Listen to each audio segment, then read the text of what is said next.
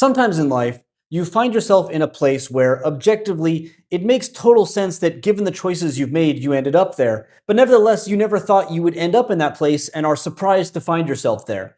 That happened for me recently when a Japanese person sent me a message asking me to investigate the etymology of Japanese words for pee and poo. Yes, in theory, getting a PhD in Japanese sociolinguistics and then making weird Japanese online language content absolutely could have led me to this position, and it in fact did. But nevertheless, this possibility never entered my mind once. But here we are, so let's do it. Now, the person contacted me specifically to ask about the etymology of the words daen and choen, but let's be thorough and let's just talk about a bunch of words for things that come out of your body in Japanese, starting with kuso. So kuso, as you probably know, is a Japanese word for fecal matter that often is translated nowadays as shit. Back in the day though, actually kuso was just like the word, the Japanese word, or at least one of them, for fecal matter. And it wasn't necessarily considered offensive at all. Indeed, it appears in the Kojiki, which is one of the oldest extant Japanese texts that we have, and it's not like a book of offensive stuff for kids, it's a text that the government commissioned. So this word has existed since at least the 700s, giving it quite the venerable history. But what about daen and choen then? Well, actually, these words also are extremely old in Japanese, as both appear in the Nihon Shoki, which was written around 1720 or so.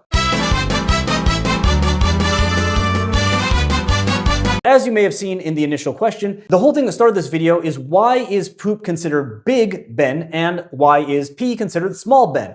Let's start with ben though.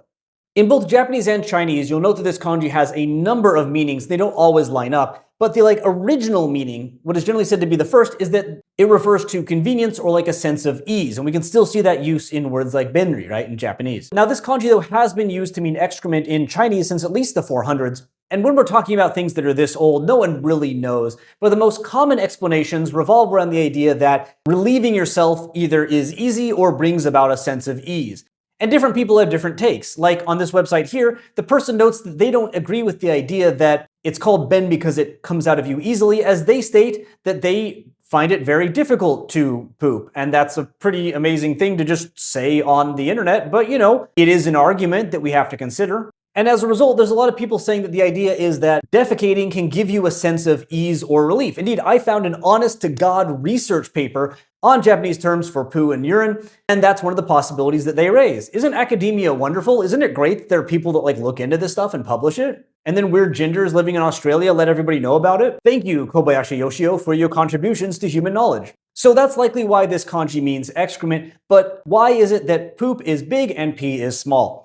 Now, personally, I never questioned this. I just thought it's because, visually or size-wise, it's big. But the person that messaged me to start this says that they don't buy that explanation because if you think about it in terms of total volume, it's quite possible for pee to be larger. Now, I did my best to look for a definitive answer here, but the thing is, when you're talking about words that are this old, and again, these words are close to 2,000 years old, if not older, basically, all you're going to have is guesswork and possibilities. No one's going to have a definitive answer. This isn't like a slang term that's popped up recently or something we can trace it. And as a result, there might not be an answer that satisfies you personally, and you're just going to have to accept that, with my recommendation being to choose the explanation that you like best out of all of the explanations that are found to date. So while I can't authoritatively answer the question that spawned this video, I can present the major explanations, and they are: one, that poop is bigger and pee is smaller. Who cares if it literally is or not? That's just human perception.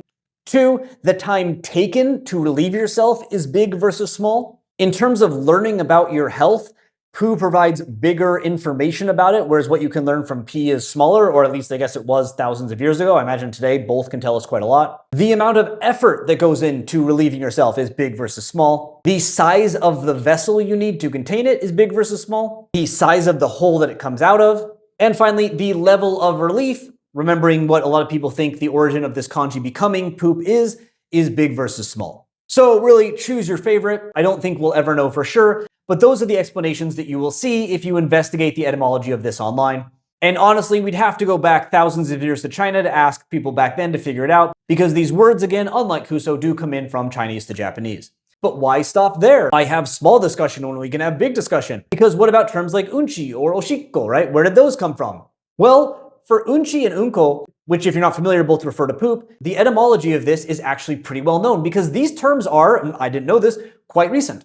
Here, in either term, is actually an onomatopoeia. It's the sound of straining as you poo. That's where it comes from. And this somehow got ko attached to it as a suffix. Now, while I can find a lot of websites and authoritative sources stating that ko got attached as a suffix, none of them are really defining what the suffix ko is being used here for. But if you go into like Japanese dictionaries and look up the suffix ko, there are a lot of different kos out there, and there are a few which make a lot more sense than others. Two that I think I should highlight here are number 2, which says that something that attaches to a gyongo or a gitaigo, like a mimetic word, in order to express that state of being. So if comes from straining, then it's like the state of straining. And they give examples like peshanko, which is like to be flat, which comes from peshan, that's the sound, and then ko gets stuck on there. So it is what we call in linguistics a productive combination. And then 3.2 there states that it just gets attached to words kind of in speech for no real reason. And additionally, in the aforementioned study I talked about, they argue that it comes from a ko which is used to show affection. I don't know if I believe that. To me, the gyongo gitaigo one makes the most sense, but it's an assertion, right? One way to make a euphemism is to make it kind of cute sounding, so maybe that is where it comes from. As for when unko was developed though, well, Google Books has hits going back to the late 1600s, as in this one here, but I can't read that. And from context, I actually don't think this is related to poop at all. And again, to go back to our actual academic study, they state that unko is even more recent than this, stating that their sources list the 1830s as the start. So unko has had like less than 200 years of life, potentially.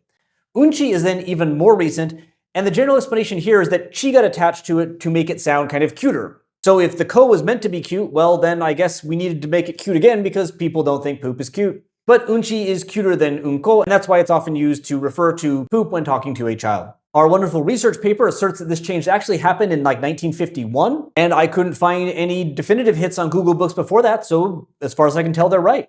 And indeed, this study is even more interesting because it has charts like this, which surveyed 284 Japanese female college students to ask which word they use in which context to refer to going to the bathroom.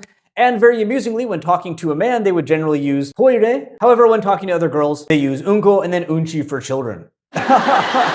So have you ever noticed how like when you're hanging out with a Japanese girl, they'd be like, toire ni ikimasu ne. But then when they're just hanging out with their friends, they'd be like, unchi suru zo. Wow, that's so crazy. Anyway, thanks. You've been a great audience. I'll be here all week.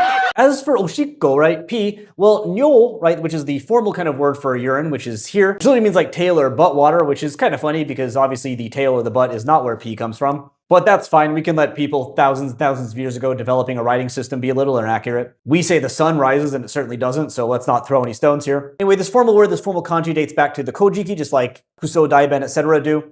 But there are actually, since then, a lot of different terms for pee that were developed in Japanese, and these include shito, yubari, ibari, shishi, and some others. And these terms are all pretty dead. Although in another fantastic chart from the study, you can see that some people are using shishi still to like talk to children. But minimally, shito and shishi have been around since the Heian period, and the general idea is that these slowly over time developed into oshiko, and that O is again that kind of honorable thing, which is also a Heian period sort of invention. But that said, it doesn't seem like oshiko is as new as unchi, as Google Books actually did come in clutch here, and I was able to find a clear contextual use of oshiko dating back to 1891. Yes, it's blurry, but like I didn't scan it, and it's better than nothing, so there you go. So that's the video. Thank you, I think, for asking me to investigate this topic that I never would have investigated otherwise, and I hope you enjoyed this video and didn't find it to be shitty.